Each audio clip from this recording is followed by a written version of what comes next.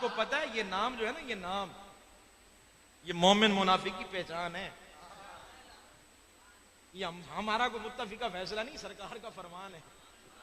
हमने नहीं तय किया बैठ के कि हाँ जी हम ये कह रहे हैं।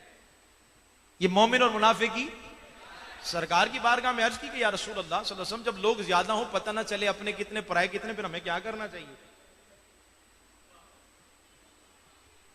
हुजूर ने तो नहीं फरमाया कि उनकी नमाजों की तादाद देखनी है, दाढ़ी देखनी, दस्तार देखनी, जो कुछ नहीं। फिर क्या करें? पता कैसे चलेगा? वो पहली सब में होते हैं, कैसे पता चलेगा अपने कौन है पराए कौन है? तो हुजूर ने क्या फरमाया? हुजूर ने फरमाया फिर उनके सामने मेरे अली का जिक्र शुरू कर दिया करो और उनके चेहरों की तरफ देखा करो। अगर चेहरे बिगड़ने लग जाएं, समझ आना मुनाफिक है, और अगर खुशी से मचलने लग जाएं तो समझ आना मुस्तफा के गुलाम बनते हैं।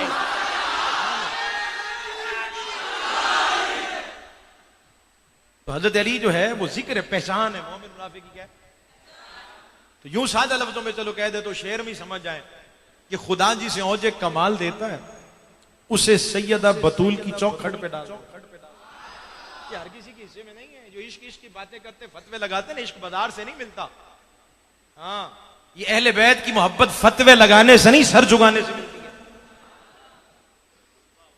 खुदा जिसे औजे कमाल देता है, उसे सैयदा बतूल की चौखट पे डाल देता है। और जो परख ना हो किसी को तो फिर याली कहो, ये वो नाम है जो शजरे खंगाल देता है।